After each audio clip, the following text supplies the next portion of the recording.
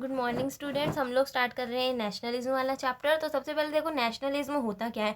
तो नेशनलिज्म का मतलब है कि सिटीजन्स के बीच में एक ऐसी फीलिंग जिससे हमें लगे कि हम लोग एक ही नेशन को बिलोंग करते हैं, हम सब एक ही देश के नागरिक हैं। ये वाली जो फीलिंग होती है इसको हम नेशनलिज्म कहते हैं। अगर हम पिछले लास्ट 2 सेंचुरीज यानी लास्ट 20 ईयर्स में देखें तो नेशनलिज्म जो है कि बहुत सारे अलग अलग मतलब इसके कॉन्सेप्ट्स निकल कर आए हैं। कई जगह तो इसने क्या किया है कि अलग अलग छोटे छोटे मतलब रीजन्स को इकट्ठा करके एक बड़े देश को बनाने में हेल्प करी है। जैसे यूरोप में इटली जर्मनी का यूनिफिकेशन हुआ था, ठीक है, इसे हम हिस्ट्री में पढ़ते हैं। तो इसका यूनिफिकेशन इनका हुआ था, ये क्यों हुआ था? क्योंकि सब लोग एक नेशन चाहते थे कि हाँ ठीक है, हम सब यूरोप को बिलोंग कर रहे हैं, एक देश को बिलोंग कर रहे हैं। लेकिन वहीं पर नेशनलिज्म की ही वजह से कुछ बड़े बड़े एम्पायर जैसे ऑस्ट्रो हंगरी एम्पायर, रशिया का डिसइंटीग्रेशन हुआ था। डिसइंटीग्रेशन का मतलब ये टूट गए थे। कैसे टूट गए? क्योंकि इसमें जैसे अलग अलग रीजन मिलकर बने हुए थे, तो अपने अपने रीजन के लिए इनके मन में नेशनलिज्म आ गया कि नहीं, हम तो इस रीजन के, हम किसी बड़े देश में नहीं मिलेंगे, ठीक है। तो नेशनलिज्म अगर यूनाइट करने का काम कर सकता है तो डिवाइड करने का भी काम कर सकता है। इसमें हम लोग इंपॉर्टेंट पढ़ेंगे, लेकिन आप लोग एक बार चैप्टर की पूरी रीडिंग लगा लेना। उसके बाद इंडिया में जो हमने फ्रीडम स्ट्रगल देखा वो भी तो नेशनलिज्म की भावना से ही इंस्पायर्ड था ना, कि हम सब लोग एक ही देश के वासी हैं तो हमारे ऊपर हम ही राज करेंगे और कोई नहीं करेगा। उसके बाद बहुत सारी चीज़ें हुई 1960 में, रीड्रॉइंग स्टेट बाउंड्रीज, मतलब क्या हुआ कि फिर अलग अलग कल्चर के बेसिस पे या लैंग्वेज ऑफ नेशनलिज्म यानी कि लैंग्वेज के बेसिस पे स्टेट्स को अलग किया गया, कंट्रीज़ को अलग किया गया। तो मतलब नेशनलिज्म के बहुत सारे फॉर्म्स भी हो सकते हैं, ठीक है। उसके बाद अगर मैं एक नेशन को पूरा डिफाइन करूँ तो ऐसा नहीं है कई लोग इकट्ठे हो गए और एक देश बन गया, ऐसा नहीं होता।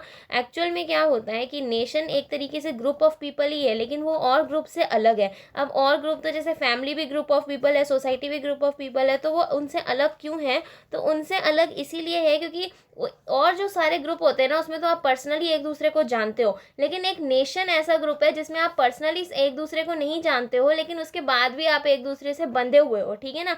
टाइज है, यानी कि हाँ आपको पता है, आप कोई और इंडियन को देखोगे, भले आप उसे पर्सनली ना जानो, लेकिन आपको इतना पता है कि हम इससे रिलेटेड है। क्यों? क्योंकि ये भी इंडियन है और मैं भी इंडियन हूँ। आ रही है बात समझ में? तो ये और ग्रुप से इस तरीके से अलग है, ठीक है, क्योंकि यहाँ पर आप हर किसी को फेस टू फेस नहीं जानते, लेकिन फिर भी जानते हो कि हाँ हम लोग रिलेटेड हैं।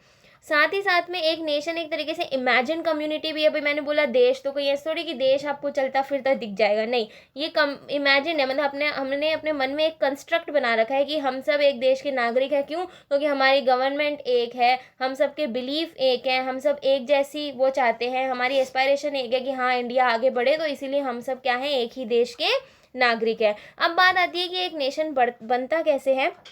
तो इसके जो क्वेश्चन आंसर आपको मैं दूंगी इसमें कि explain elements of nation building, उसमें आपको पॉइंट बाय पॉइंट सबको इनको एक्सप्लेन करना है। जैसे शेयर्ड बिलीव, हिस्ट्री, टेरिटरी, इन सबको पॉइंट बाय पॉइंट एक्सप्लेन करना है, ठीक है।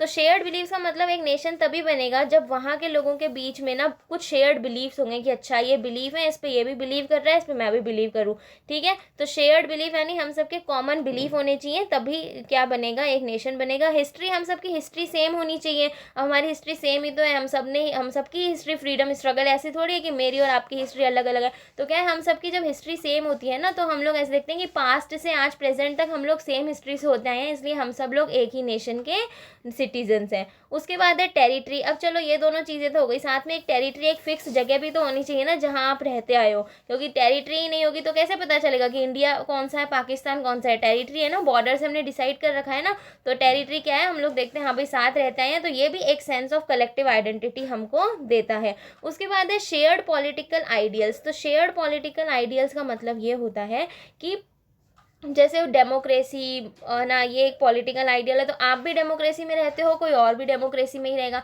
तो आप सबकी जो विचारधारा है उनको लेकर के हाँ डेमोक्रेसी अच्छी फॉर्म ऑफ गवर्नमेंट है, तो वो एक सी रहेगी। इसी तरीके से किसी और देश में देखते हैं मार्क्सिज्म के फॉलो करने वाले लोग हैं, तो वो एक ही नेशन के कहलाएंगे। तो पॉलिटिकल आइडियल्स का मतलब पॉलिटिकल अरेंजमेंट को लेकर के आपके मन में कैसे विचार हैं, उसे हम क्या कहते हैं, पॉलिटिकल आइडियल्स कहते हैं। उसके बाद हमारा पॉइंट आता है कॉमन पॉलिटिकल आइडेंटिटी। तो ये देखो, ये समझने का ज़्यादा है, इसमें क्या होता है आप जानते हो, डिफरेंट कल्चर के लोग रहते हैं, डिफरेंट लैंग्वेजेस के, डिफरेंट रिलीजन के लोग रहते हैं। अगर इन सबको एक करके मैं बोलूँ कि नहीं आपकी एक ही पॉलिटिकल आइडेंटिटी है, एक ही आइडेंटिटी होगी, या बोलूँ एक ही धर्म को फॉलो करो, एक ही कल्चर को फॉलो करो, तो ऐसा करना उनके फंडामेंटल राइट्स के खिलाफ होगा और लोग मानेंगे ही नहीं। ऐसे नेशन में जुड़ना ही नहीं चाहेंगे जिसमें आप उनको अपना कल्चर फॉलो करने की फ्रीडम ही नहीं दे रहे हो। इसमें बस इसी क्वेश्चन पे डिस्कस किया गया कि इसीलिए अगर कोई नेशन बनना रहना चाहता है तो उससे लोगों को कलेक्टिव आइडेंटिटी तो देनी होगी कि हाँ सब लोग एक ही नेशन के सिटीजन्स हैं, लेकिन साथ साथ में क्या करना होगा, उन्हें अपना कल्चर फॉलो करने की परमिशन, फ्रीडम भी देनी होगी। ठीक है, तो यहाँ तक वैसे सारा इंपॉर्टेंट पार्ट हो गया जितना आपको नोट करना है। बाकी और समझने वाली चीज़ें हैं वो हम कल समझेंगे।